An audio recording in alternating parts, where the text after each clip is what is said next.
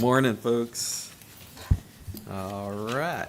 Let's get the show on the road. It is the 27th day of July, 2026. It's 9 a.m. We're in the Commissioner's Courtroom in the Aransas County Courthouse located at 308 North Live Oak, Rockport, Texas, 78382. And I call this regular meeting to order. Please stand and join me in the invocation.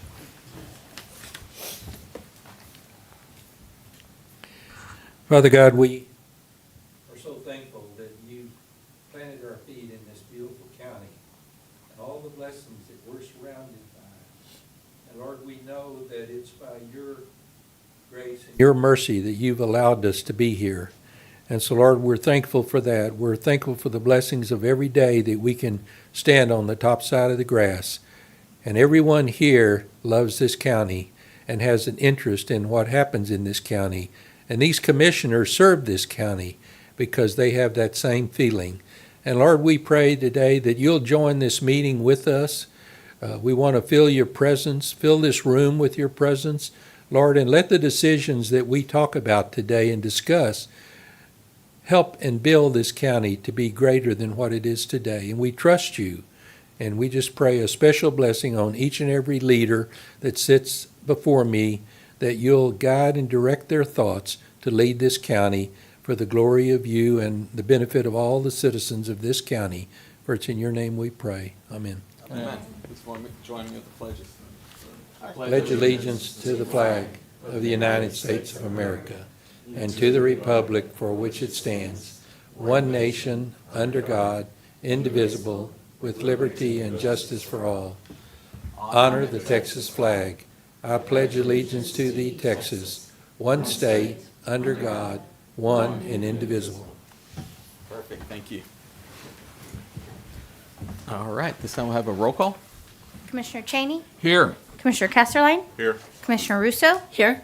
Commissioner Dupnik is absent, and Judge Garza. Here. We've got 4 members. We've got a quorum. At this time, we'll hear from citizens to be heard. And we've got a couple. First up, George Moore.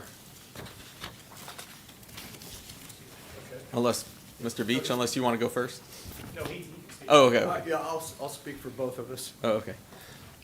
Good morning, Commissioners, Judge. I'm representing Key Allegro Board, and we were here to investigate possible. Your name. Chris Veach. I had a conversation with Pat Russo this morning regarding potential for cooperative work on Reach 5 on Key Allegro. We were lucky enough to work with the county 2 years ago for improvement on Reach 4 and Reach 6 and 7 through an extremely old grant. We kind of got started on this with a article that may not have been entirely accurate in the Rockport paper about GLO funds becoming available to the county. And they named off specific projects, one of which was Reach 5. And we're still kind of at the door trying to explore possibility of cooperation and grant funding for Reach 5, which is a very weak area of the shoreline along Bayshore. We've had several floods from Beryl, Alberto, and overtopping since. And we feel like it's a pinch point, and in the right kind of storm, the island could actually be divided in half at that point where it meets Curlew. So that's why I'm here, to discuss possibilities about grant work if the county even has the capacity to partner with us.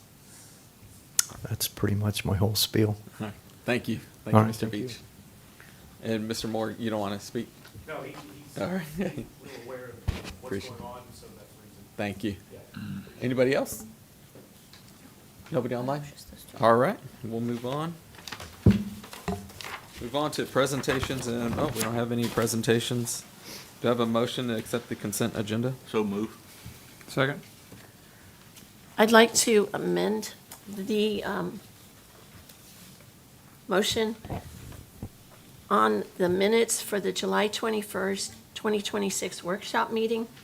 There were a couple of errors in that, and I just sent those, unfortunately, to the county clerk yesterday, so I don't think she's had time to correct it, but we can note it.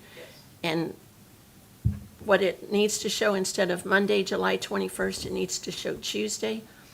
And needs to strike that this followed the regular meeting. There was no regular meeting on Tuesday. And also, when it says the Commissioners Court met on the 21st day of July at 10 a.m., we actually met at 9 a.m. So with those corrections, I would move that we amend the motion to approve the consent agenda. Second amendment. All right, we got a motion, amended motion, and second to that. Commissioner Cheney? Aye. Commissioner Casterline? Aye. Commissioner Russo? Aye. Judge Garza? Aye, motion passes. Thank you. All right, item number 6 is, there's a motion there. Move to approve the Friends of the Fulton Mansion's first quarter report, and I believe it's Dorothy Wood, not Donna. All right, come on up, Ms. Wood.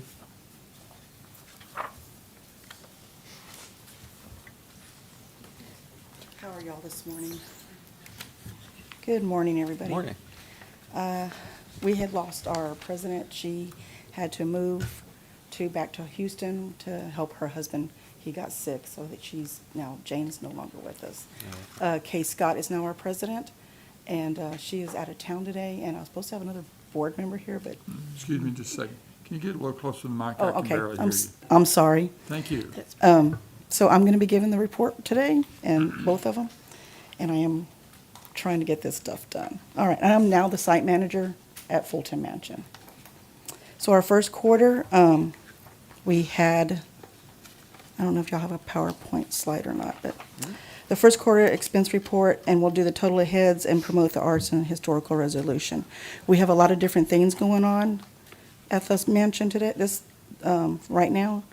We've just finished up our music at the mansion, and for our first quarter, we've, program supplies was about $8,000, entertainment was about $11,120, music was $500, and advertising was $275, which gave us a total of $10,132. And then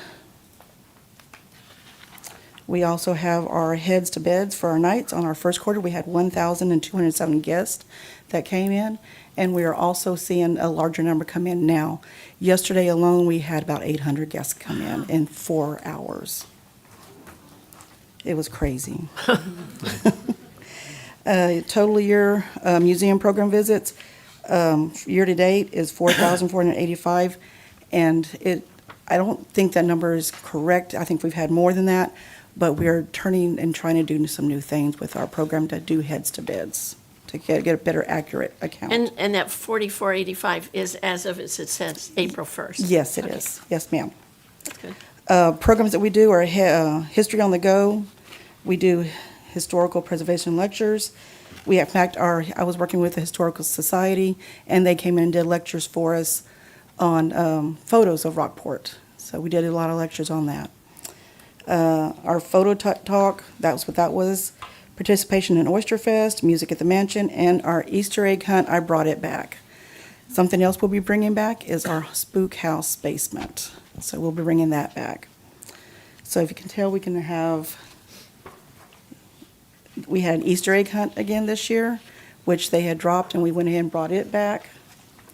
And then you can see some pictures here where it shows the picture talk and our music at the mansion. This year, I think we broke our record for our block party. We had 550 people on site for our block party for the kickoff for 250.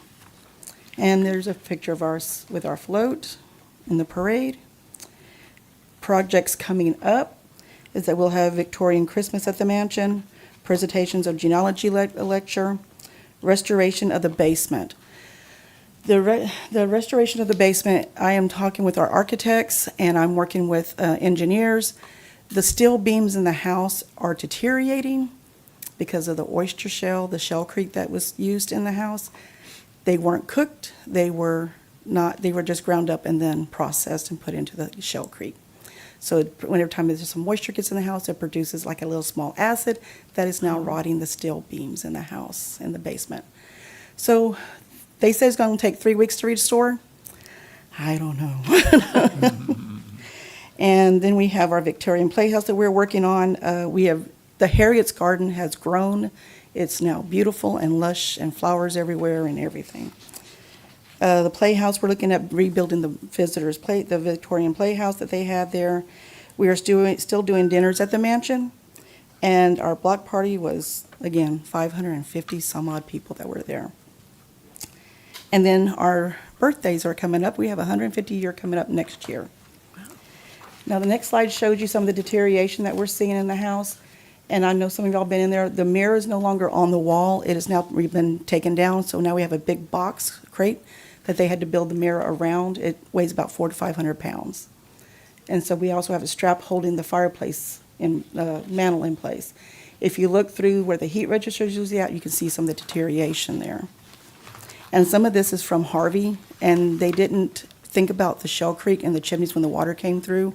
So now we're starting to see some of the deterioration happening.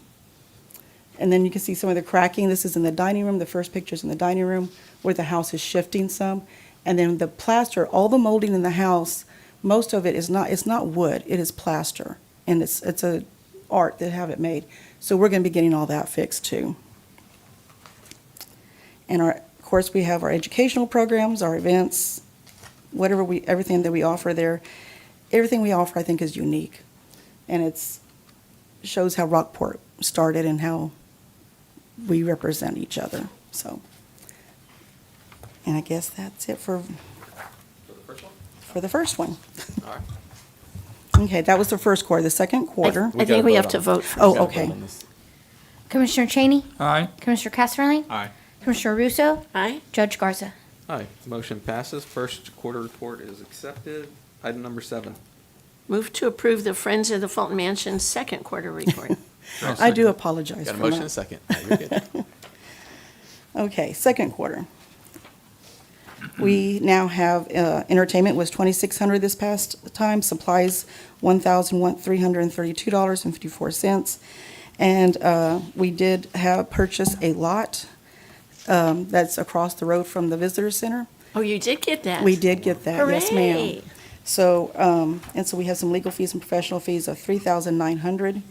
Our total was $7,832.54. So far to date, we have 740 guests that have been coming in from heads to beds. So we're bringing in a larger crowd, or we're starting to bring in more people. Total year museum program visits, we have 10,137 visitors from year to date as of right now.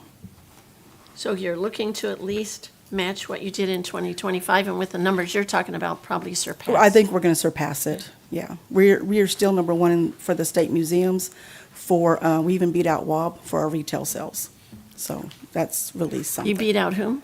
WAB, Washington, Nebraska. Oh, okay. Which they have a large I've site. been there, Yeah. and it was so just renovated. That's it impressive. was, yeah. I mean, Great. you're getting more than that. Yeah, Jonathan is like, he's the director of the museum, and he's like, how are you doing this? I said, it's my people. This year we did, we had music at the mansion. We also had hosted Victorian tea parties. We had Victorian Day of Play where we set out croquet, badminton, and other things. And then we had 2 more picture talks from the Historical Society. And that shows pictures there. We are also putting lighting in our garden for evenings. Our wedding venue aspect of the site is grown tremendously. I think we've already got 5 weddings built for the next just 2 months. So we're going to be very busy. So we're adding a lot more lighting.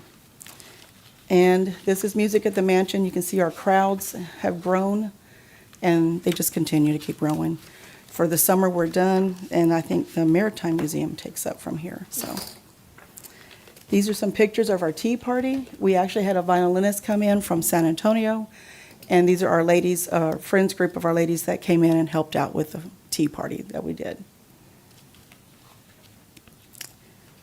And then, of course, we have Victorian Christmas coming up, preservation of the genealogy lectures, restoration of the basement, renovation of Harriet's Garden, the Victorian Playhouse, an October program, Victorian Morning, and the 150-year Fulton Mansion block party. We're going to probably do another block party next year.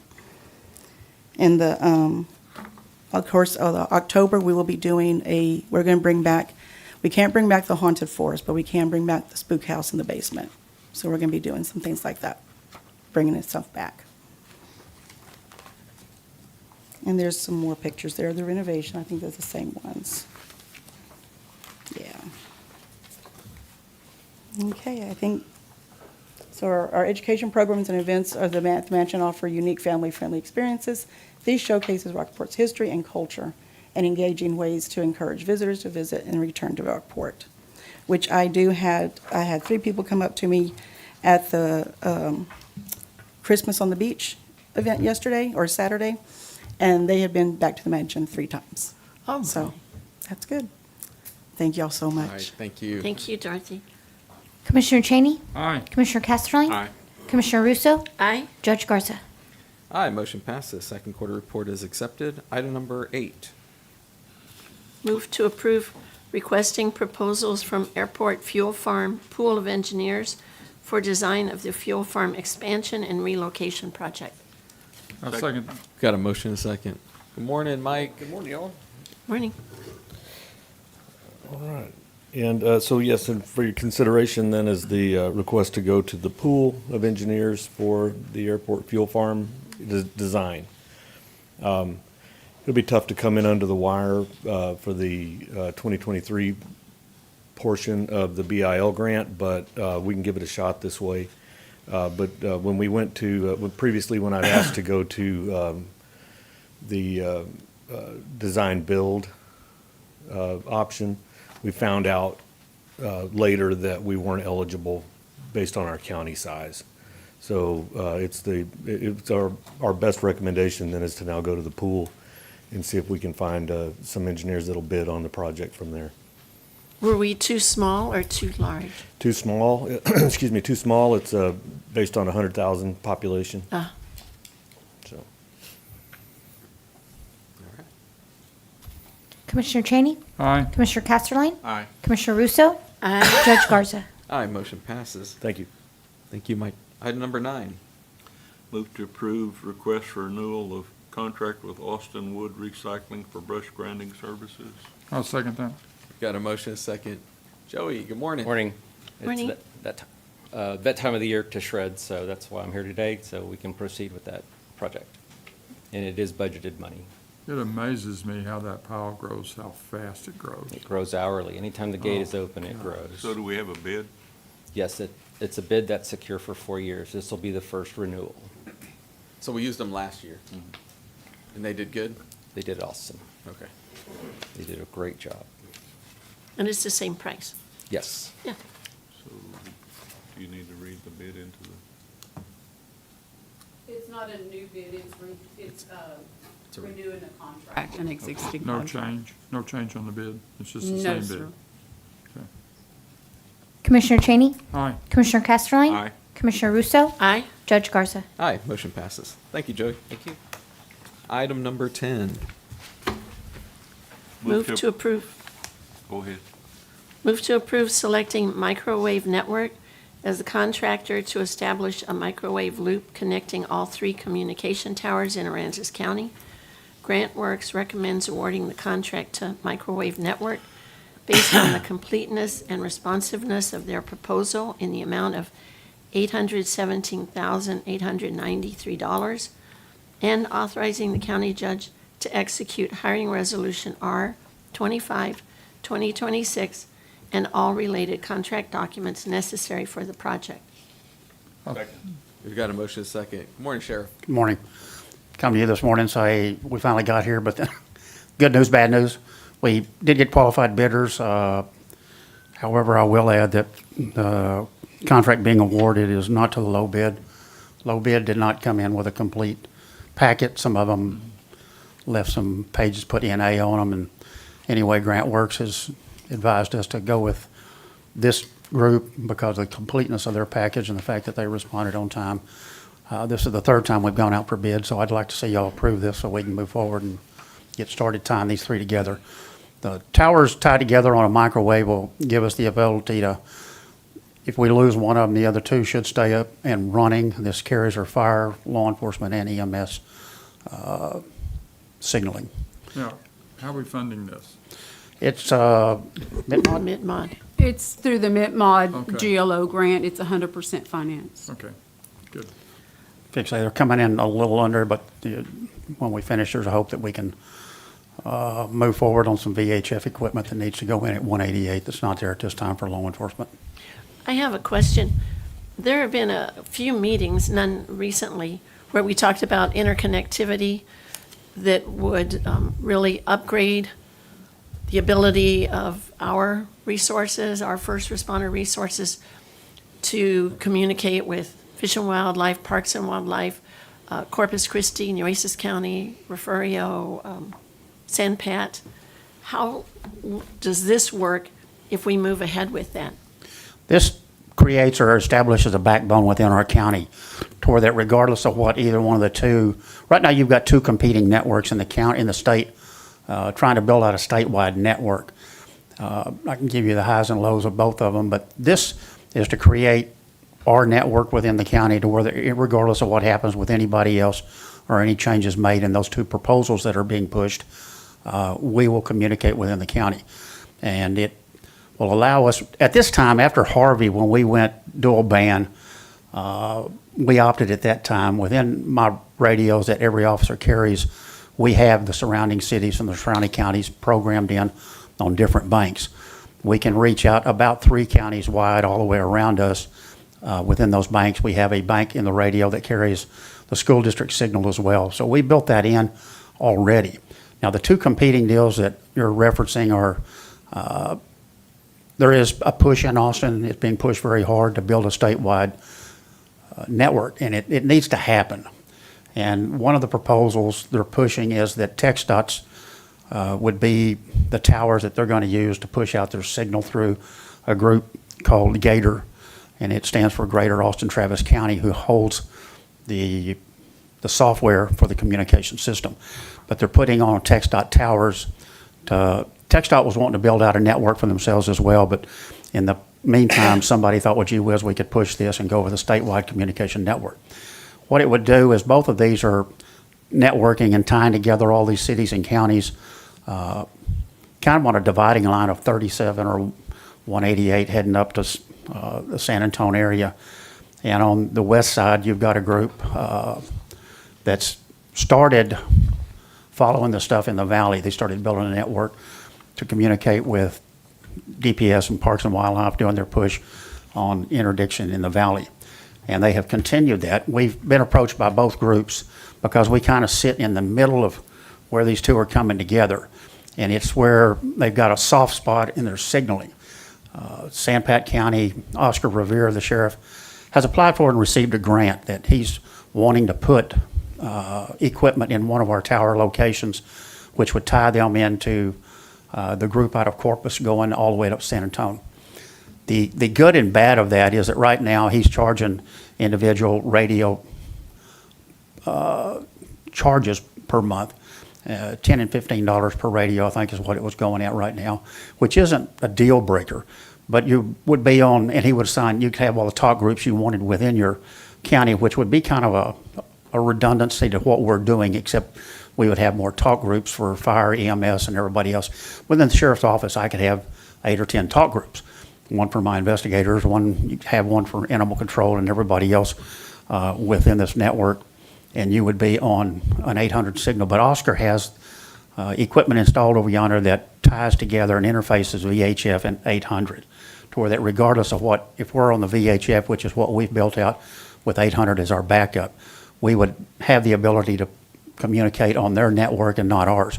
But there is a benefit to doing that, because we saw during Hurricane Harvey, my understanding, that we could have first responders that were maybe 30 yards apart, but they couldn't communicate with each other on the radio. And if we had some specials, so how will this work if we go into a relationship on that interconnectivity? It would be a backup to what we already have. That's what I said. After Harvey, and we bought those radios, within that bank, I can go to 2, and I can talk to San Pat, I can talk to Nueces County, I can talk to Refugio, I can go to bank 3, and I can reach out further with cities and counties.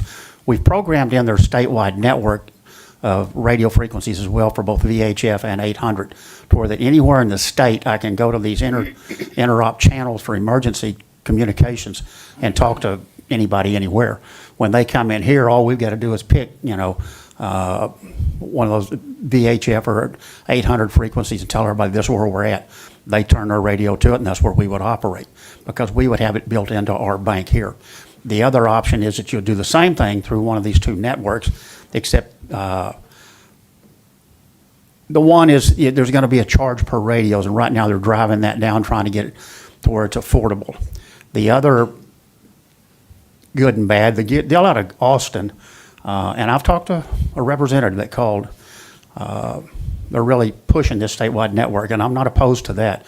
But I think if we're going to build a statewide network, it needs to be statewide run, and I don't think any individual entity or agency should hold the software.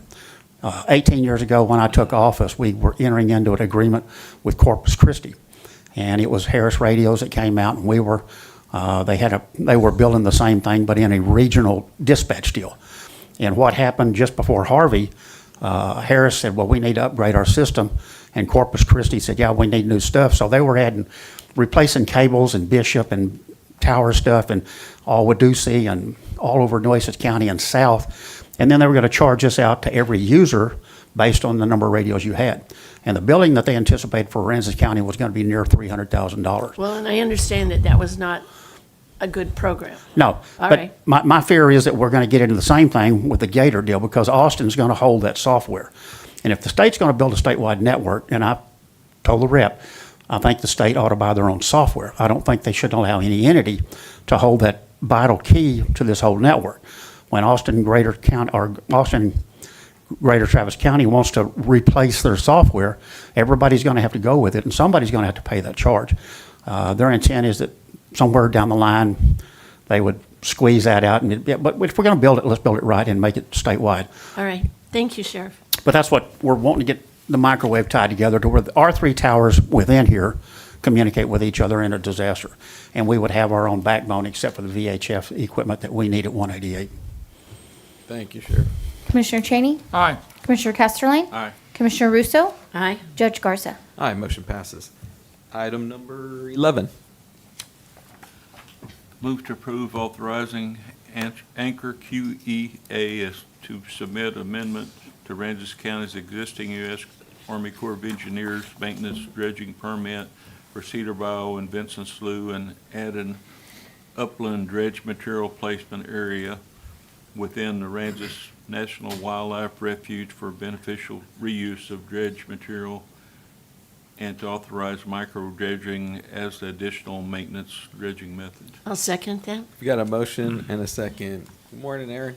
Good morning, Judge and Commissioners. Wanted to come here today to give a little background of what this amendment is. So some of the documentation that you have is these slides here that I'll walk through, but you also have should have the cover letter for the application for the amendment. The application itself is 500 plus pages, so. Well, we didn't get that. No. No. A little bit of history with this amendment here. If some of y'all may remember, whenever we were going in for the dredging that happened in 21 and 22, we actually were trying to get grant funding to do the amendment at that point, to put material, beneficially reuse the material and put it on the refuge at that point. That fell through, that never happened. But we were approached by the refuge. They said, hey, it would be great if we could be able to use this material. So that kind of got our gears going and trying to figure out something. So, and that was back in 2020 that we were trying to get that into the permit. So it's been a discussion for a while. What's different now is the micro dredging piece of it. And Hart Research Institute, and Tara Topping is here representing them. They did a dredging feasibility study that we helped with, looking at the micro dredging, and I'll describe that here in a second. And really looking at the economics of it. And so completed that study, had a handful of meetings, and we actually met with the Corps, the Army Corps of Engineers and U.S. Fish and Wildlife in 2 different occasions. And the meetings were favorable to everything that we were throwing out there. So anyways, it's been something that's been ongoing. So hopefully it's not too new for you guys here. So I got just a couple of slides here. So the project purpose is to authorize micro dredging events. So the larger scale dredging events are on the order of 400,000, 500,000 cubic yards. And so we want to dial that down. In the permit amendment, we're going to say 100,000 cubic yards, but most of the time we're expecting like 50 or lower. We just wanted to have an upper range there. So these are very small events where you can get small excavator out there and not have all of the impacts of equipment coming down Cedar Bayou. And so rather than put the material on the beach on St. Joe Island, it's going to go up into an upland placement area that then the refuge can reuse. And so this is just an image of the area that we had delineated totally with our wetland delineation. So we were kind of bound to this area. We worked with the refuge to determine the size that we needed. And so we identified some wetland areas that we were going to miss with our placement of the area, and that yellow rectangle represents where we're going to request that site to be. So we avoided those wetlands, and then that allows us a route or a contractor a route to go straight out to the beach. Again, coming in through the refuge has already agreed to it. So it avoids the wetland features, coastal dune features, and there's a lot of other constructability factors that we looked at. We also had a sub Graham Pape do an archaeological survey just to verify that there were no cultural resources within our box there. So none were found. That was supported, sent to the Texas Historical Commission and accepted. Just a little bit more about these micro dredging events. So it's going to be very similar to the larger events where right now we're permitted within a much larger area to go in and dredge. And prior to the dredging events, we would come in, do habitat surveys, bathymetric and topo surveys to figure out where to put the channel. And it could be anywhere within, our polygon that was defined by the biological opinion. We don't have that here, but there's a small piece of it that you can see in that kind of teal color that for the micro dredging, we're going to do those same surveys, go in, and anywhere within that area, we're going to target those hot spots to keep it open. And so that really is the main reason for this micro dredging. Is the larger events, which are currently permitted, they require a year, potentially 2 years of monitoring prior to the dredging event, and then 2 years of monitoring afterwards. And even the first dredging event that I was involved in back in 2014, the monitoring was 5 years. 5 years after and 3 years prior. So what we want to do with this micro dredging is more targeted, get out there very quickly, see these problem areas and take care of them. So that's the whole justification of what we're looking at now. The flow chart, don't worry about all that. That just talks about how we go through and look at the threatened and endangered species. So obviously there's whooping cranes out there, red knot, piping plover, so they're all the beach type birds. And so what we're going to look at, and turtles as well. So what we're going to look at is requesting variance on all the requirements that are in the current permit, because we can come in and say, look, we're going to have much less impact. We're not going to be out there as long. The equipment is going to be, a quarter of what the larger contracts would be. So the modifications in those conservation measures, we have developed with HRI, Fish and Wildlife, at the Coastal Bend Bays and Estuaries Program, and plenty of other stakeholders. And so some of these we're going to request to eliminate or significantly reduce, where we're talking about being able to get our survey and 60 days later go out and dredge and then do a post-construction monitoring, and then that's it. So it's quite a bit less, allows us to be more agile when that actually happens. So there's a couple other listed here. Reduce the sea turtle and beach monitoring, because we're not putting sand on the beach in these micro dredging. It's going up in that DMPA. So that impact is taken away, other than the equipment coming out on the beach. But there will be monitoring for all the birds and the turtles at that point. And so our next steps, we've got, like I said, we've got the full application ready to go. We've been talking with the county, other stakeholders, so we've got nearly all the blessings that we need. Wanted to bring it here in front of the court, so we'll turn in that document, and then it'll be out for public comment, and then we will respond to comments at that point. So how far into the bio might the micro dredging go? Because I think when we first started talking about it, they kind of included the whole part of it. If a shallow spot built up, that they could go in there and do it. Yep, no, it's that teal polygon down, basically right in the migration zone. That's where we're going to target, because we want to avoid going into Vincent Slough or Cedar Bayou to affect any of that habitat. So that'll be the footprint of it. And I think that's all the slides that I had. Yeah. So what is the brown area on the one slide?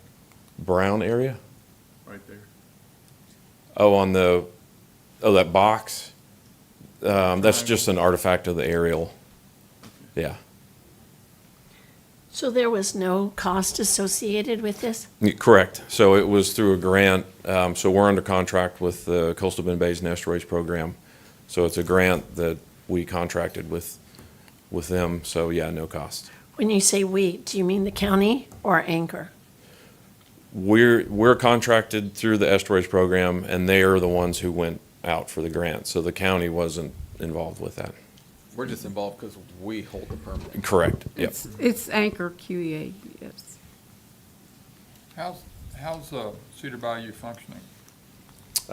Right now, so there's been folks that have gone out as recently as a couple of weeks, a month ago. The low water that we have, causes, Right. basically slower running, but it's still connected, it's still flowing. So we're hopeful at this point. But again, that's the reason to be able to do this. So the other part of it, which ties in Hart Research into it, is on the biological side to say, okay, what are the triggers we want to get out in front of when it starts affecting fish X amount. So we want to be proactive with that rather than waiting for it to nearly close. Let's go out when we start seeing these changes. So they're doing monitoring. They're doing the benthic tow sleds and everything out there. Are there a lot of turtle nest sites?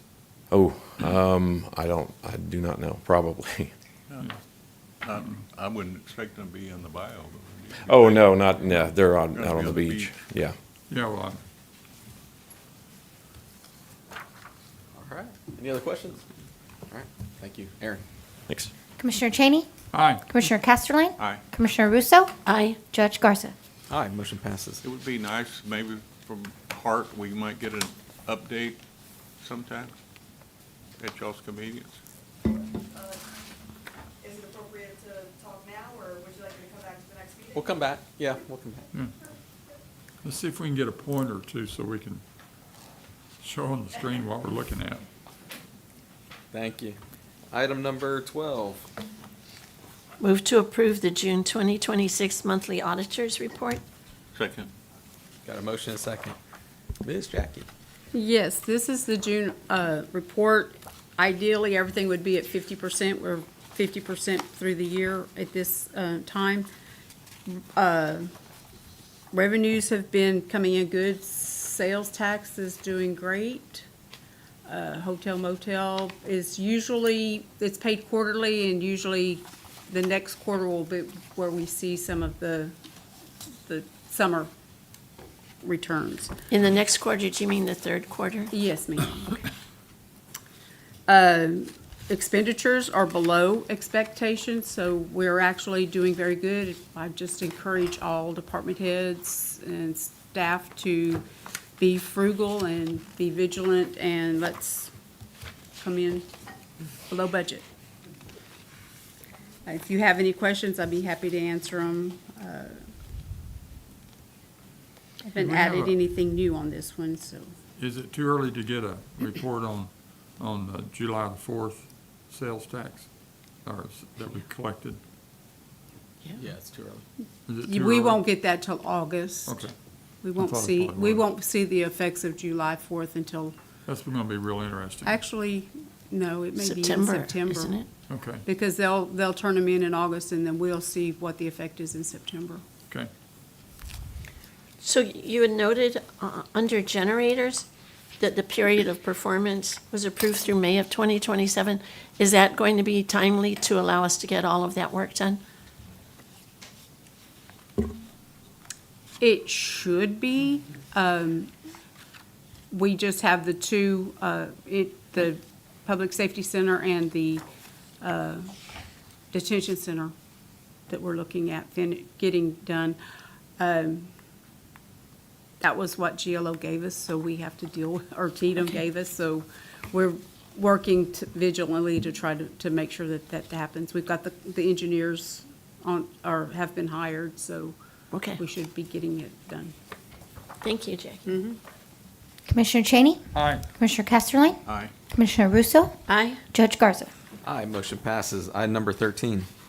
Move to approve accounts payable, payroll liabilities. I'll second that. Yes, these are normal payroll liabilities, as well as accounts payable. There were not really anything notable in the capital projects or the courthouse. If you have any questions, I'd be happy to answer them. Commissioner Cheney, Aye. Commissioner Casterline, Aye. Commissioner Russo, Aye. Judge Garza. Aye, motion passes. At this time, we'll hear from reports from commissioners, elected officials, and department heads. No action will be taken. Anybody? Miss Anna, you got something? Good morning, Judge and Commissioners. Anna Marshall, Morning. Tax Assessor Collector. Wanted to give an update on our software conversion. We are going to be shutting off live payments after this Wednesday. So from Wednesday on, Thursday on, we will be still taking payments, but they'll be like we did after Hurricane Harvey. So people come in, still make the payments. We'll be doing handwritten receipts, taking the payments and holding them. When we shut off after Wednesday, that's when ACT will be doing reports with my current software and them to balance out everything.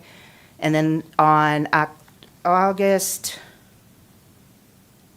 10th through the 14th, my office will be closed to the public.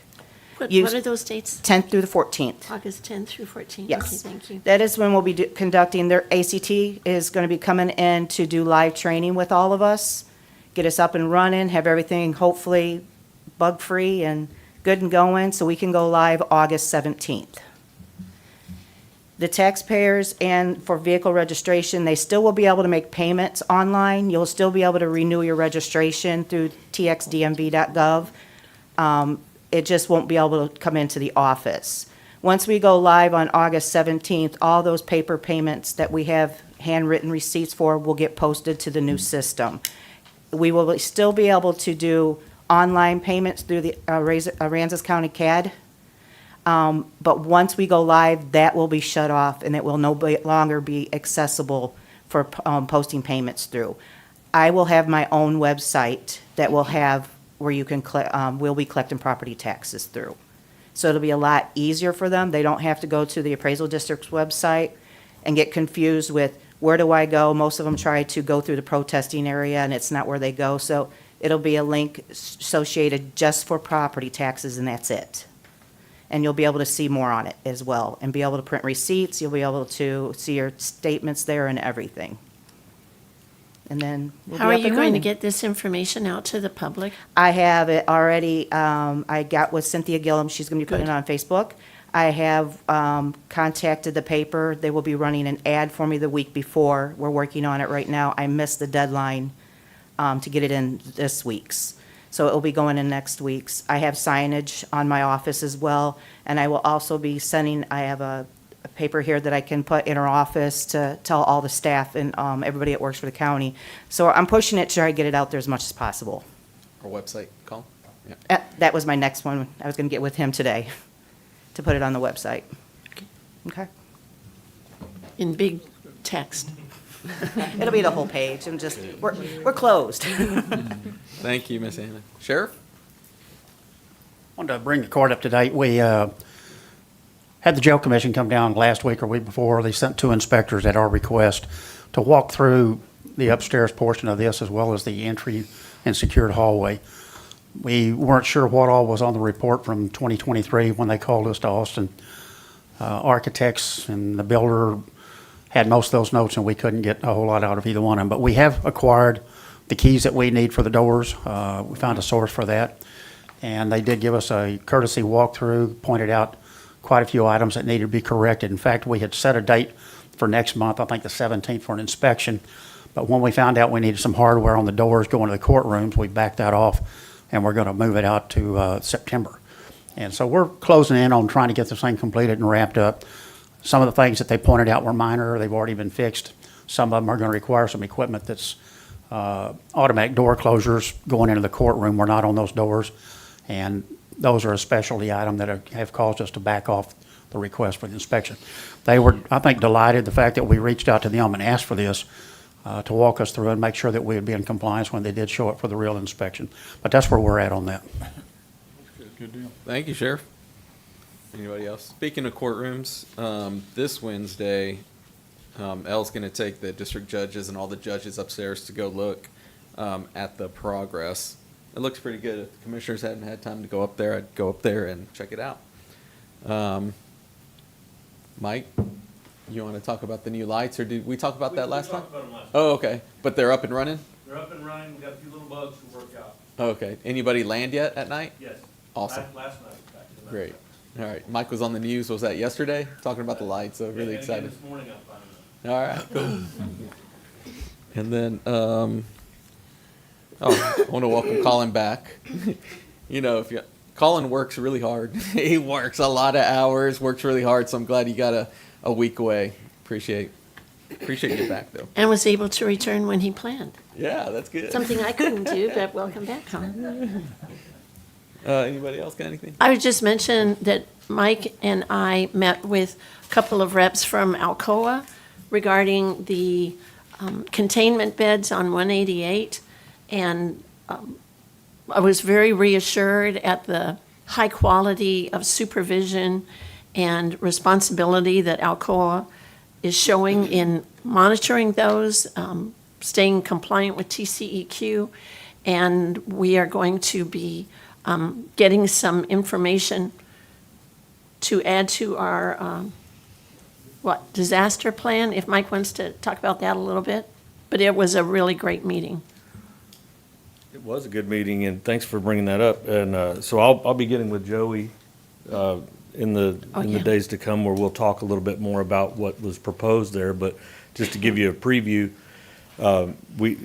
prior to having a disaster, you need to have, it's good as a good practice to have debris sites already predetermined. And so we've had to scramble with that in the past, and even though we've used some spots in recent memory, we're not approved to go ahead and use those again. So we have to have that pre-approval prior, and was it bed one that he said that was already Right. covered? They're willing to work with us on using bed one for a debris site for vegetation. So that'd be at least 50% of the equation right there, if we could get that worked out and put on an MOU or whatever the TCEQ and GLO and TDM require of us on that. But I'll find out what the requirements are and move forward with them on getting something to present to you guys and see if it passes muster. But I thought that was one fortuitous thing that came out of the meeting. They are very responsible community partners. I was very pleased. So we might want to talk to them about, I mean, say if we could relocate our brush things from the transfer station to their property. That might be a because possibility. They like to, they took all that, not just from us, from surrounding Right. counties, because they're And from trying to TxDOT build as well. a top over where vegetation will grow on Right. top of those beds. Yeah. We did talk about that. Yeah, we did talk about that, and I think that'll be something that'll be. Yeah, I think they're we amenable can to move that forward with. idea. Yeah, I agree with that statement. So. Otherwise, it was a really good meeting, and Commissioner Russo is right. They are good stewards of that property, and they're on top of it. I have all the contact names that I need in the event that we have any kind of breach. And I was reassured that their plans are pretty solid, and I'm gonna get a tour of the red beds to get. Yeah, and I want to go on that too. The judge talked to me about it Yeah. on Friday, and it's like, I want to go. Okay, Yeah, well, I have a Suburban at the airport. We can load up in that. okay. Yeah, it's pretty amazing when you're on the berm or on the top of the hill and it's like, just like an ocean out there. It's so Mhm. big. And to see red bed number one filled, it was just absolutely crazy. Right. Yeah, I've been out there a couple of times to watch it, like they're starting it and then they're finished it. Right, yeah, I didn't know that it was finished. It's a lot of debris, a lot of stuff. But it's filled with mulch, and then it has vegetation on top, and it's sealed. Yeah. Yeah, So, and they have a 2027 date for the. 2028 I'm sorry, you're right, 2028 for decommission. of bed And- number one. Of bed right. number one. And so, we might be thinking about ways that we could move forward with them to find a community land use for that property. They showed us what they've done in other countries, in other parts of the United States. Australia, they worked with the Australian government to return that land to the community, and they did just beautiful things with it. It was a nice venue. I mean, it might be a little lofty for what we would need, but at least maybe Not we could find some impossible. use for it. So, Thanks, Mike. thank you. Colin, I'm gonna pick on you. Tell me something good.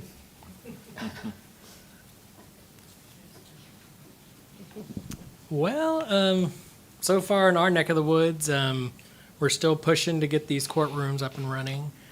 It's good to be back.